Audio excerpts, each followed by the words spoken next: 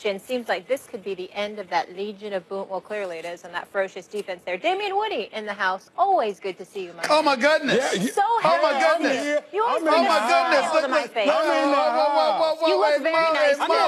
Molly, do you see the tie? You look amazing. I look presidential You right do. now. I do. Let me ask you a look question. good. I look good. Molly, why do you feel the need to interrupt every time I'm going to give a compliment? When I'm going to give an insult, you got nothing to say. But when I'm going to give a compliment, you got to beat me to it. Could you relax? You know what, Stephen A., I talk way too much on the show. I'm with you. You probably, I don't agree with that. But you do try to slide in comments and then go to commercial. You ain't getting away with that anymore.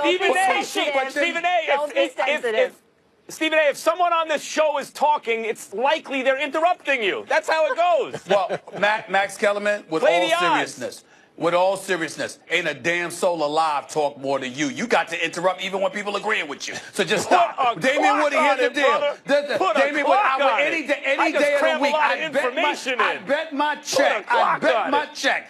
Stop it. Damian, I got one question for you. You got it. Which offense you running from? Which offense you running for, Damian? Which offense you running for, man? I just want to know. If I run, I'm running for the highest, right? You aim for the stars, don't you?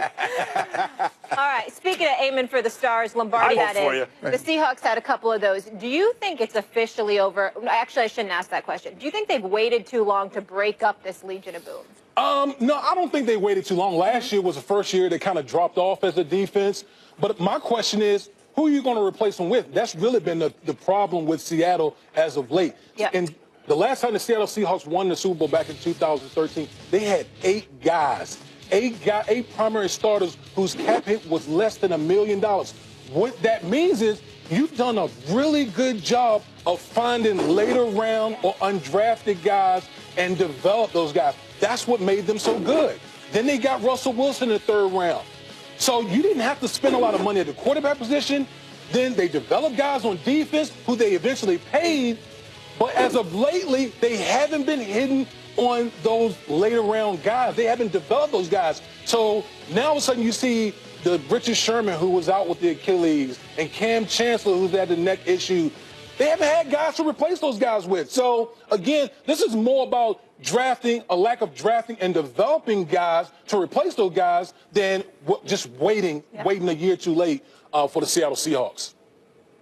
I tend to agree with that. I don't disagree with that. I just think that this Seattle Seahawks team hasn't been the same since Pete Carroll, who I respect greatly, but since Pete Carroll made the stupidest call in Super Bowl history by deciding to throw the football over the middle instead of handing it to beast mode. The team hasn't been the same since, psychologically. Now, in fairness to all of them, they categorically deny it. Richard Sherman, Michael Bennett, Earl Thomas, Bobby Wagner, Cam Chancellor. At some point in time over the course of the last few years, I've spoken to each and every single one of them, and in fairness to them, they have categorically denied what I have proclaimed. But based on watching them compared to what they used to be and what they became, I believe that they lost their mystique because they lost the confidence that they once had in their coaches from that point forward. Richard Sherman is coming off an injury. We understand that, but guess what? They were still 6th in the league in yards allowed against the pass. Their problem has been running, defending against the run. We've seen some smash mouth football exacted against the Legion of Boom. That means from that front 4 to your front 7, it doesn't matter. They have been giving up far more against the rush than they have against the pass, which has been problematic for them, which is why I think one of the reasons they elected to move Michael Bennett. But in the end, I don't look at it as waiting too long. I think that I think what happened in that Super Bowl really derailed this team psychologically, and one of these days somebody's going to admit it once their playing days are over. Much like in the last segment, we have Jalen Rose, basketball legend, and Stephen Naismith made his bones in covering the NBA and a Division II scholarship basketball player, and I never played the game, and I had to set everyone straight. Once again, we have Damian Woody, Pro Bowler, multiple-time Super Bowl champion, and Stephen A. Smith, who, well, he's apparently suffering CTE, so that's sort of football related. Max, you gonna make your point? I never played the game. Are you gonna make a point? You gonna make a point, I have Max? to set you guys straight. Well, that's kind of the point. Now, this is so obvious. I the point that you don't make points. Yes, that I have to explain this. Of course they waited a year too late. And the problem with you guys saying you guys are the problem. When there's an open question as to what should happen, and people answer a certain way, and then the evidence comes in, and they still don't get off their answer. They insist they're right, even though they're plainly wrong. People repeat mistakes. We saw this with the Lakers re-signing Kobe Bryant, and people still say, oh, no, that was the right thing to do. It was idiotic. This was the wrong thing to do for the Seattle Seahawks. I know these players are popular. They're some of my favorite players. I loved watching them play. They were more responsible for the elite status of the Seahawks than anyone else on offense, including Russell Wilson for a time. I understand they felt underappreciated. Russell Wilson got the money. All that stuff. Tough. The way it is the way it is. They waited a year too late. What's the proof in the pudding? One all-pro caliber player is being traded for a fourth-round pick. The other one is being released. You will get nothing for Richard Sherman. The best GM in football is also the best coach, Bill Belichick. He makes cold, calculating decisions. He does not care about how you or anyone else will feel about it. That's why Malcolm Butler didn't play in the Super Bowl. That's why he was about to do Tom Brady before Robert Kraft stepped in. He's not into sentimentality. He's into business. Max, listen, that sounded all great, but again, it goes back to what I said. Who are you going to replace him with?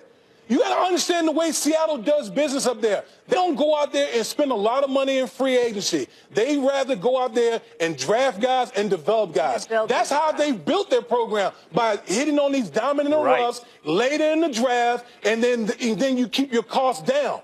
They haven't been doing that lately. So this whole nonsense that you're talking, about, Bill Belichick, his style works. But if you don't have guys to replace those guys with, I mean, what are you going to do? What are you going to do? They don't spend money in free agency. What do you think you're trading these players when they have value for? Before they're old and expensive, or when they're older and expensive, but the league doesn't really realize it yet, but you realize they're about to be old and expensive. You trade them for, drum roll, draft picks. That's what Bill Belichick does. He trades them for draft picks. Right, exactly. And then you replace. But my point is, Max, they haven't been hitting on them. That's what made them so successful early in Pete Carroll's tenure. Is they've been hitting on the Richard Shermans, who was a late round draft pick, the Cam Chancellor, who was a late round draft pick, or undrafted free agent guy. They were hitting on those guys and developing. They haven't been doing that lately. So it sounds good, but they don't. So you got to hit on top draft. You got to hit on them. They haven't been hitting on them. That's been the problem. If they had developed guys, if they had been developing guys, don't you think they would have replaced those guys already? They would have replaced them already. Even Bill Belichick misses on draft picks. That's why the game is, as Sam Hinkie knows, right, as the Cleveland Browns know, gather as many high-quality draft picks as possible. That's why you make the deals for Bill picks Belichick good out in the here? draft, high in the draft. You keep referencing Bill Belichick. There's no equal to Bill Belichick out here. There's no equal to him. Should you model his? But the point is, should you model his behavior? Branch Rickey, the great GM for the Brooklyn Dodgers, who said trade him a year too early instead of a year too late, model behavior after the best ever, or model behavior after the rest of the pack? This is fun, but we got to break up the party. But yeah, that was originally their bread and butter, building through the draft. Apparently, it hasn't panned out as of late, and now they're paying the consequences. Damian, always good to see you and your presidential self. Thank you. I'm glad somebody appreciates you. Coming up later, this LSU draft process.